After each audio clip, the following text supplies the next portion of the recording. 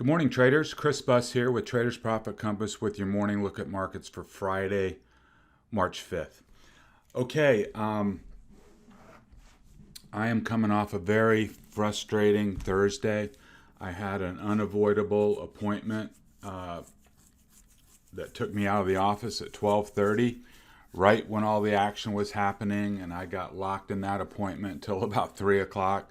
So I missed all the action yesterday. It was really frustrating. I know quite a few of you will say, you know, why didn't you trade on your iPhone or your phone, whatever.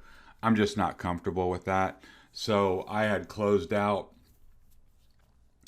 a bunch of my positions, right, active day trading positions before I had to leave. So I missed out on a lot of opportunities yesterday. It happens time to time, but when it does, it's certainly painful to think about missed opportunities. All right, moving on to today. We've got the February jobs report at 8:30, so that's coming up. And remember what Peter Brandt says: the most important 2 hours of trading in any week is from 2 to 4 on Friday afternoon. It will give a good representation of where risk appetite is heading into the weekend. So a lot of things can happen, between 9:30 and 2, but when push comes to shove, it's really what happens from 2 to 4 on a Friday afternoon that sets the tone heading into the market, heading into the weekend, and heading into a new trading week. So be aware of that today.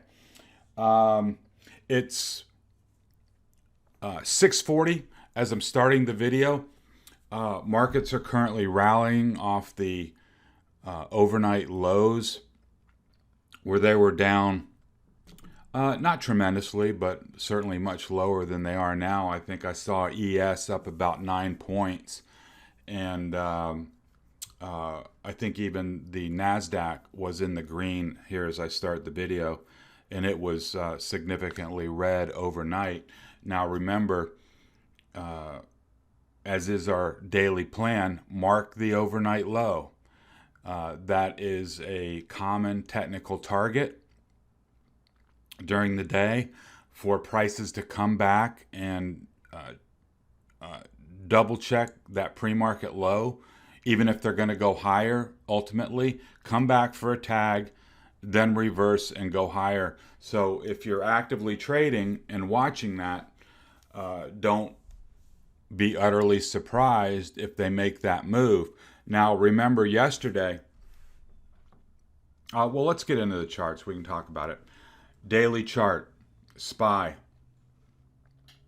We have clearly lost the 50, which is right here at, let's call it 380, 379.73. We are below the 50. We have lost trend on RSI. And remember, this is the daily chart, so it's not going to turn on a dime. Once we lose trend here, it wouldn't be unusual for it to come down here like it did back here and back here before ultimately turning around. We've got a bear cross working on momentum. We've not yet crossed below the zero line, so let's just look ahead at a potential scenario. We come down here to 30. Begin to curl higher. We come down here to the zero line. Remember, that's a bullish move if momentum resets at zero and curls higher. That's just called a pullback within a bull uptrend. So, we come down here to 370. We spend some time consolidating. We move higher. Then what everybody will say is, oh, well, we came back to check this prior low at 370, no big deal, here we go. Back up, all the dipsters pile in and we're back off to the races again. The alternative scenario is, of course, that momentum does not turn here at zero, but goes bearish, and then that would be a sign that the pullback, correction, whatever you want to, however you want to characterize it, rolls on, and that lower prices would be expected.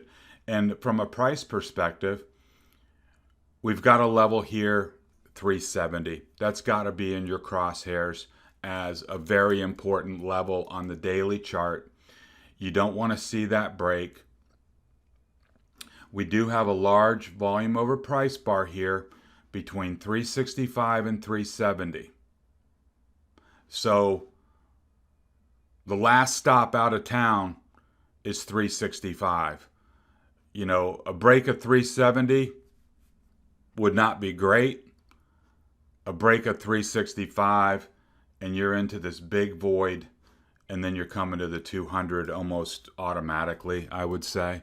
So keep those levels in your mind on the daily chart for you swing traders, and watch your momentum and RSI profiles. You know, if we do in fact come down here to 370 before making a turn. Now, in between now and then, what would be a bullish move? A recapture of the 50, right? Recapture from below, a recapture 380, a recapture of the 50 EMA would be a bullish event. 2-hour chart. And what I've done here is I've dropped in the Fibonacci's in this light blue color just to give you a flavor. Just as a factoid, the 200 EMA here on a 2-hour chart is the same line as the 50 on the daily chart. So, you know, we've got the same number here we've got lateral resistance at 380. We've got the 50 EMA on the daily at 380. And we've got the fib, 50% bounce, fib at 381. That is triple resistance. 50% fib, halfback short entry, lateral resistance at 380, 50 EMA at 380. If we get a push, you know, intraday, next week, whenever, we get a push up to 380 and you see a stall, that would be a place. If the bounce is going to stall, then you want to deploy shorts at that point. Why? It's a logical place for it to die. That 50% halfback short entry, we are in a downtrend. We get a 50% fib bounce, which is common, right into the teeth of resistance at 380, lateral resistance, overhead resistance, 50 EMA. That is a place where you put out shorts with a stop just above and say, price prove it. Price prove that you're going to break out above 380. And if you do, I will take the paper cut. But if you don't, we are going to go back down at a minimum, to back test this low that we put in today, right? And that's a very common move. Usually prices don't plunge and just, you know, turn around on a dime on a Friday afternoon and, you know, ramp higher. There's usually a check back to verify that low. Make sure it was real. Make sure there's really buyers there. And so be ready for that move. It could happen today. You know, a big rally into 380 in the morning session. And then Friday afternoon, people say, you know, do I really want to be long into the weekend, and then pull back? So watch that. All right, going to step it up here a little bit. I'm running late in time already. Downtrend line, 30-minute chart. Here are the micro levels. Here's your 380 pivot up here. You can see there's some intermediate layers of resistance overhead. but then the potential to roll back down. Here are the Qs. Daily chart, well below everything, right? Below the 8. Now the 8 EMA is below the 50. That's bearish. 20 EMA moving sharply down. 50 EMA curling lower, not even flat like it is on the SPY, curling lower. That's all bearish. I've dropped in the fibs, getting a kickback in here to between 312 and 315. That would be a logical place for price to roll over.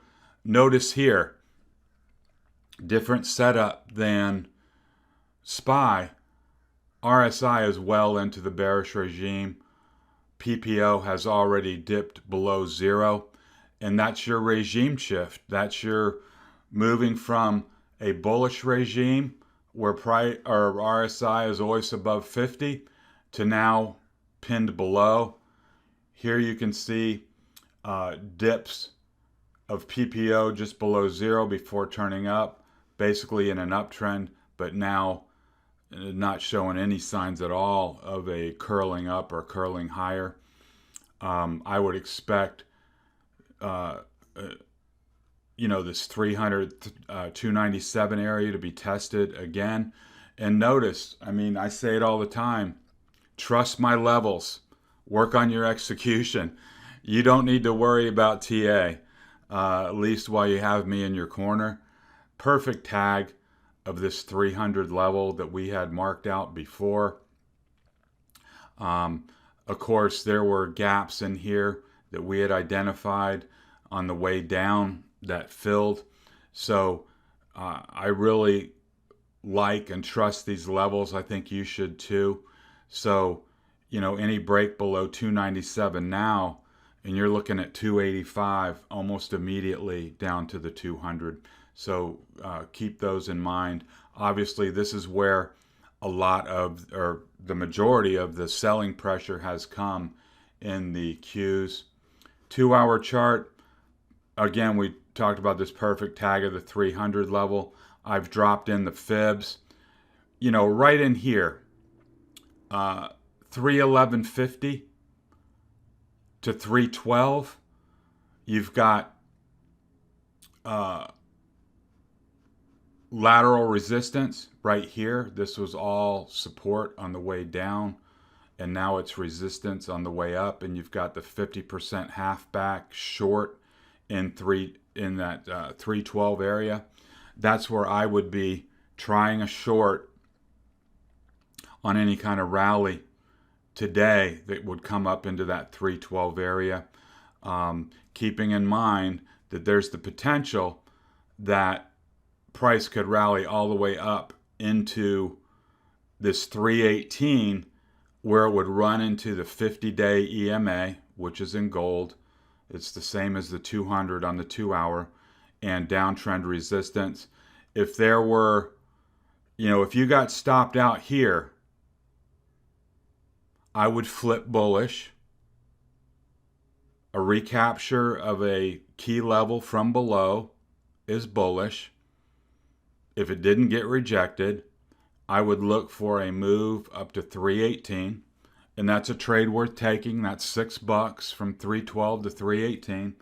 And here, I would look for a rejection. I would try it here at the 50%. If you get a turnaround, fine. If you get stopped out, that's fine too. But then right here at downtrend resistance and the 50 EMA, I would be looking to try a short again. I've just added the fibs here on the 30-minute chart. It's exactly the same thing. IWM, nice 50-day tag and recovery. Now your key is 212. That 50 EMA has got to hold, and a bullish move would be to recapture this 217.50, which was the level that we had been watching all along. That would be a bullish move that I would buy. Or if we came down here to 212 again at the 50. That held. That would also be a logical place to buy. Now, if you were nimble yesterday, we had the 50 right here at 212. We broke below, came to a level that we had identified at 210. When it reclaimed the 50, if you didn't catch it here, if you didn't catch that reversal, reclaiming the 50 was a buy, and then you got your stop just below. So if you're long there, set your stop just below the 50 and then see where it goes. Here today, 213 looks like the pivot to me. If it can stay above, break above 215, you've got some reaction lows here. If it can break above 215, I think you can take it long and look for 218.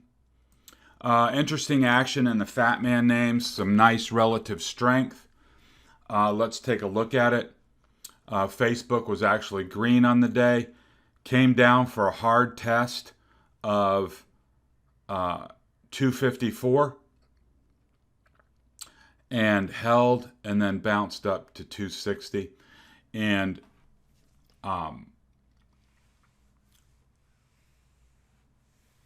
so yeah, that came right back up. And we've been using 260 as a pivot the whole time, and it's worked well.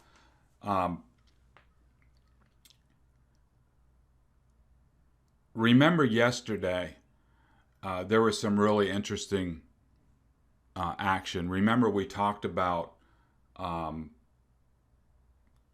the gap lower, which left the gap above. The lower open left a gap above, and for traders not to be surprised if they did a flash gap fill higher, right, on that opening technical move. And that's exactly what happened. And if you were ready for it, let's just take Facebook as an example.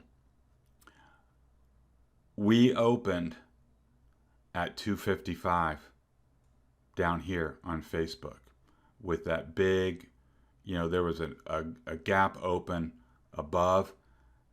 They flashed all the way to 266 and then pulled the rug all the way back down. And you can look at that across, the indexes, futures. It didn't really matter what it was. That opening flash higher to fill that opening gap was a real gravy train move if you caught it. Apple made this move up to 123, and then they pulled the rug. I covered my short yesterday. Remember, expiration was today, so I didn't want to risk an overnight hold on that.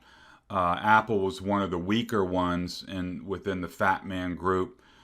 It has broken below this 120.50 and has come down to test the prior low. We had that move nailed, right? We talked about a break below 123 was a place to get short. It back tested it early in the morning, scare everybody, came right back up to resistance, and then they pulled the rug and came right back down to this prior low at 118.50, and then bounced it into the close to 120.50. I think as long as it, is below 120.50, stay short and look for a move down in here to 116 down at the bottom of the channel. A break above 120.50, and you can look for 123 to back test this resistance level. Tesla, bad day at the office. Tesla's had a lot of bad days at the office lately. I've put on the fibs of this most recent move. Remember, things don't go down forever. We came down, we undercut this prior low at 620 and now have back tested it. I would not be surprised if price bounced right into this 650 level. And if you go to the daily chart, that's where that uptrend line off the March low comes in.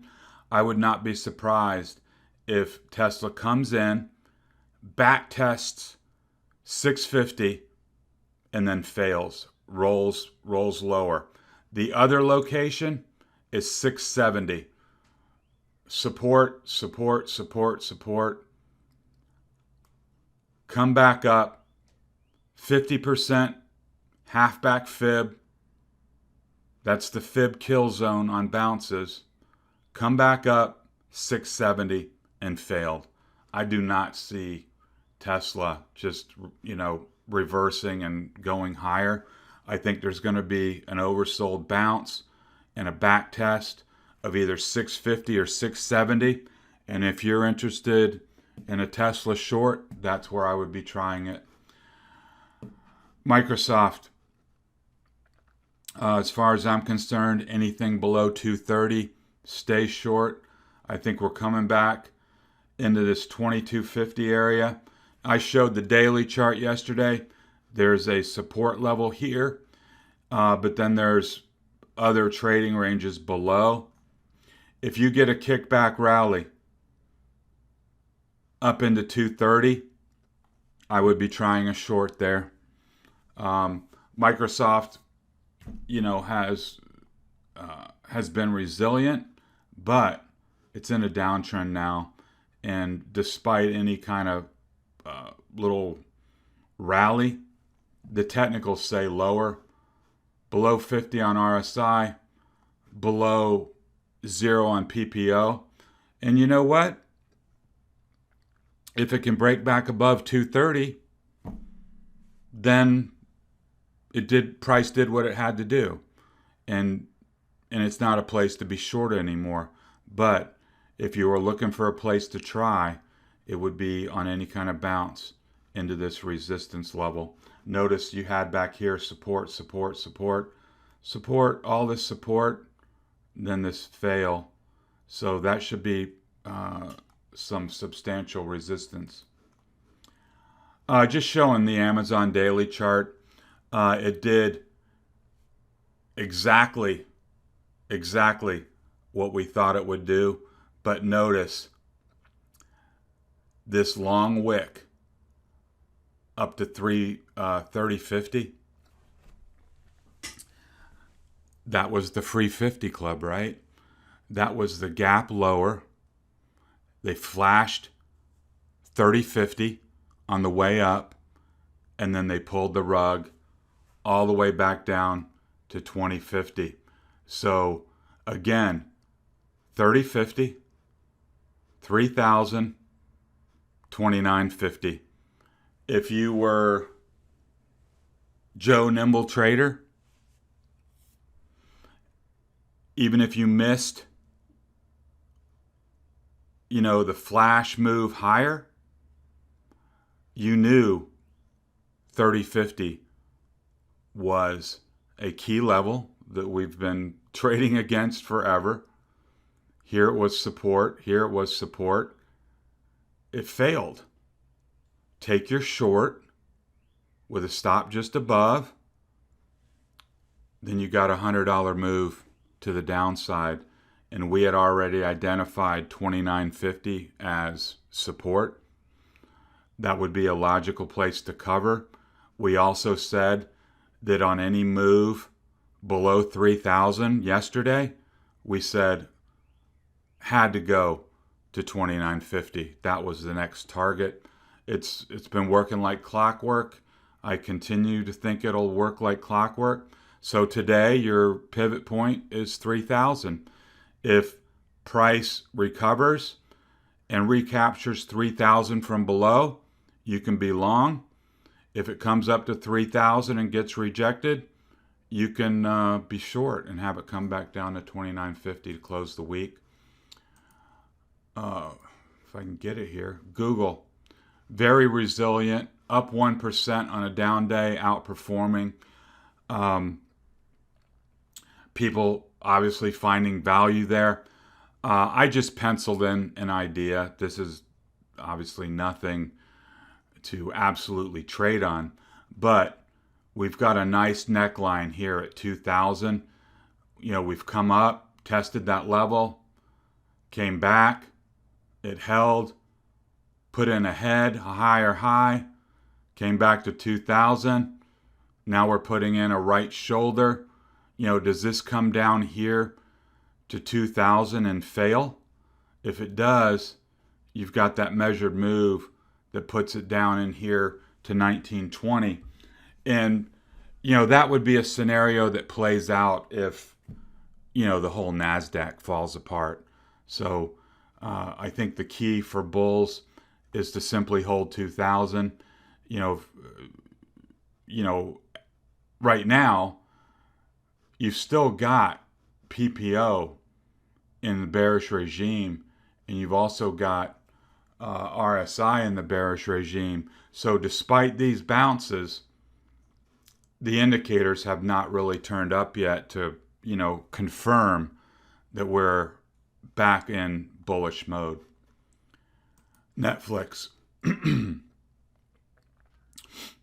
This was the fake move higher.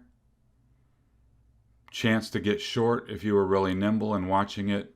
They pulled the rug. I think ultimately what happens is if there's a bounce, if you got a bounce into 525, I would be hammering it short. A little tougher in here because unlike the other stocks that we looked at, yes, you've got fib resistance zones, but you don't have any lateral resistance.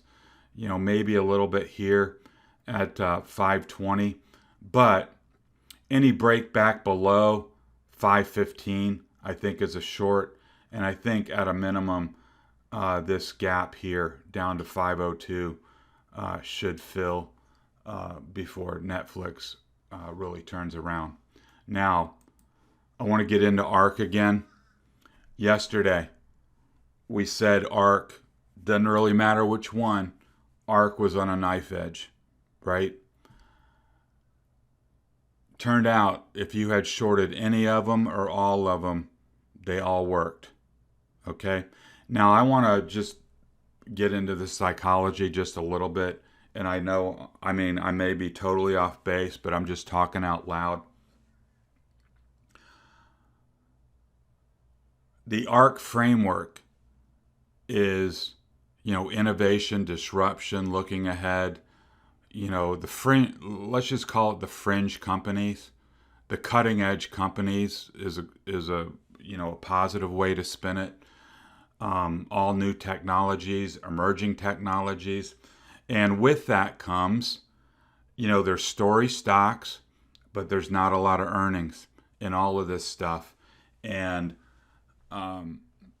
so there's not a lot of, earnings support to go along with the story. And the market has turned on that, price-wise for sure, and possibly psychologically as well, that yesterday we saw let's call it FANG, Facebook, Microsoft, Google, Amazon, they all outperformed. The market was down a lot. They were down marginally or even green. So we may see a period now where the broad market QQQ stabilizes, but they still go after the ARK names, where the market no longer is going to give these companies the benefit of the doubt. And we're just going to go on price. That tells us everything. But I'll also tell you this, and we've seen it before with Bill Ackman and his public short of Herbalife. We've seen it recently with Melvin Capital short these names and, having his fund whacked by 50%. I saw that he was, up 25% in February. Great. You're up 25% after getting whacked 50%. You're still losing, right? I think there's a lot of under the surface resentment of Cathie Wood in the professional community. I think they're tired of hearing her, about her assets going from $3 billion to $50 billion in 9 months.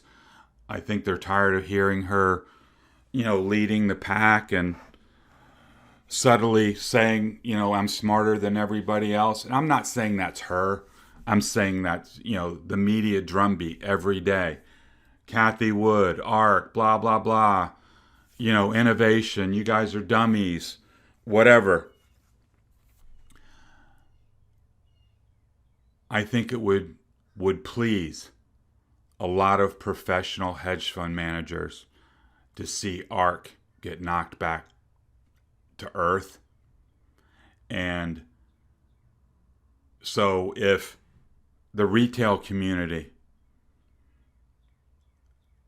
takes profits and the pro money shoots against ARK, watch out, because there's a ton of air below these ETF names, and the fact that their concentration is in these bubble names, and the fact that a lot of their names are not liquid, and if if people hit the redemption button and they gotta get out, there's going to be a freaking air pocket below these names. So we may not have seen the worst of it yet as far as for ARK is concerned. So, we're in it to make money. We're not in it to call, personalities and all that kind of stuff. But it is the nature of what they hold that makes them, a target. And we'll let all the psychological stuff go, but I think it's worth mentioning. So yesterday, I shorted ARKF. We came down here. The next level of support is 49. We'll see what happens. If you missed it, if you get a kickback rally to the 50, I would hit it. And I think ultimately, all these names come to find the 200.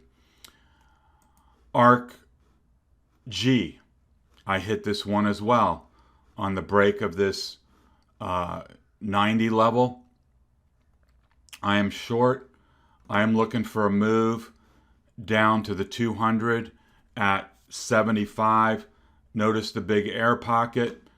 I think there is a little support here at 85, but I think in the whole scope of things, that will ultimately fail and will come down here to the 200. Any kickback to 90, I think, is a wall. I think this whole breakout is false. That's what this break tells me right here. This is the ARKK. This is their flagship. Came down, tagged T1 and held. So that's your bogey right here.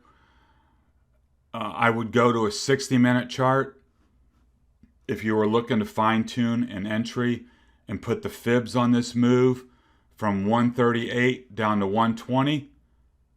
If you get a kickback, you could put on a short or just wait for this today's close to be broken, and I think you come down here to 105.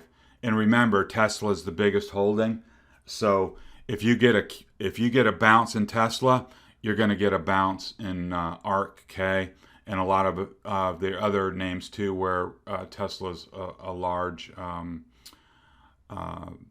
holding within the ETF. Here's the autonomous one. Break of this key support. It's in the void now. Any kickback, I would hit it. If, I think it's coming down here to the low 70s. Any kind of fib bounce into 83, 84, 85, I would hit it. Anything above 85, I would take off a short, because if it can break above this big wall of resistance here, then the damage has probably been contained. ARK Web. We talked about breaking here yesterday. Came right down to our support level that we had identified at 145, and that held. So for me, set your alarm at 145, knowing that there's a big void below, and the 200 down to 125. I think that's a nice risk-reward trade on a break of 145. What you may see in the interim is a fib bounce. If you got to move back up to 155, I would definitely consider a short there. But if you just want to wait for a break of 145 and not get too cute, I think that brings in more selling down to 125 into this big void. ARK 3D printing, we talked about 39. It broke. We talked about 35 and a half, 36 as first support. Came right down to that level, tagged it. So now, yesterday's low is your alarm, a break below, and then you got 20%. From 36 to 30, big void coming down here to the 200. Yeah, so I think this is still in the crosshairs. And remember, a tag and hold of the 200, the whole chart is still bullish, right?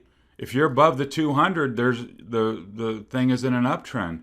So all this can just be wiping out the excess, and then if it holds, it can resume the uptrend. So that would just be a big, correction within a big bull trend. I want to wrap up here with TLT. Jay Powell yesterday reverted to form. What is the form? The market fades no matter what he says. Let's give him the benefit of the doubt. He didn't say anything, and that was a problem apparently, because we're not worried about inflation. We're not worried about interest rates. We're on autopilot, just waiting to see what goes on. Market did not like that. 10-year rates spiked. And so here's our TLT chart.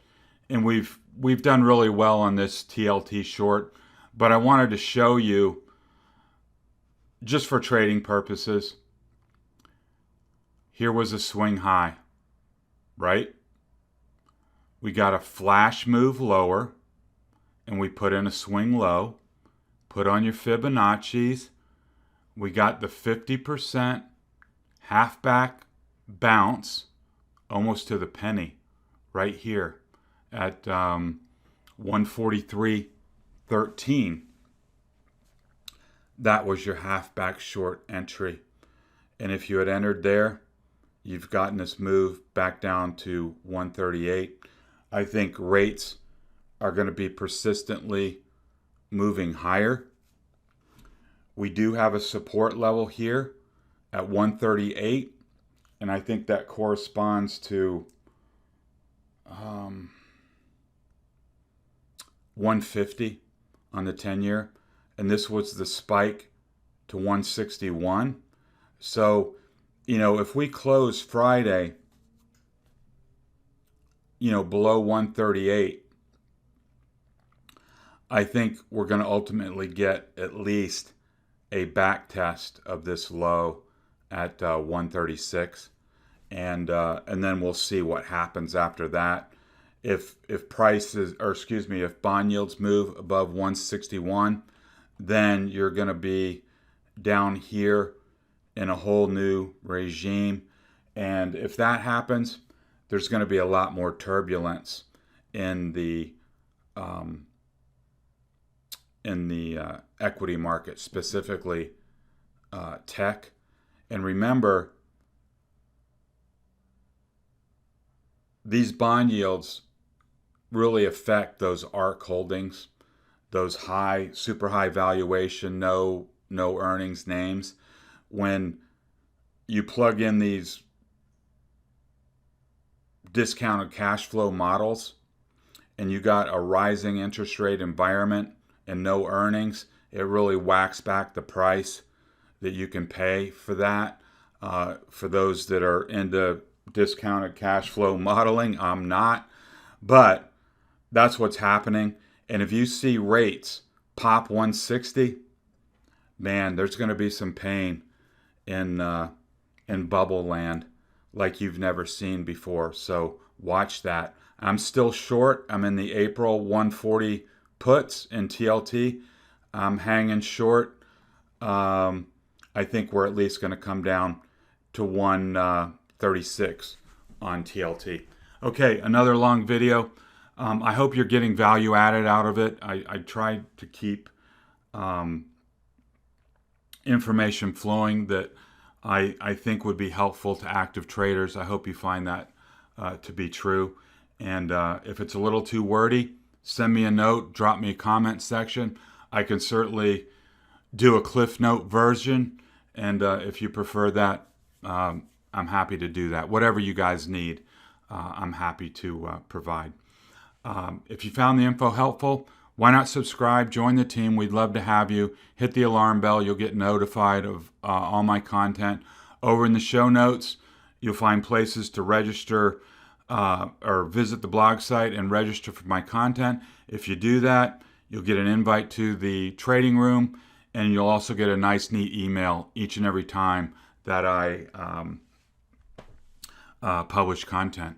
And it would be great to have you on the team. So have a good day of trading. Don't forget, non-farm payrolls in an hour and 15 minutes. So we'll see if that has any effect. Recently, it hasn't.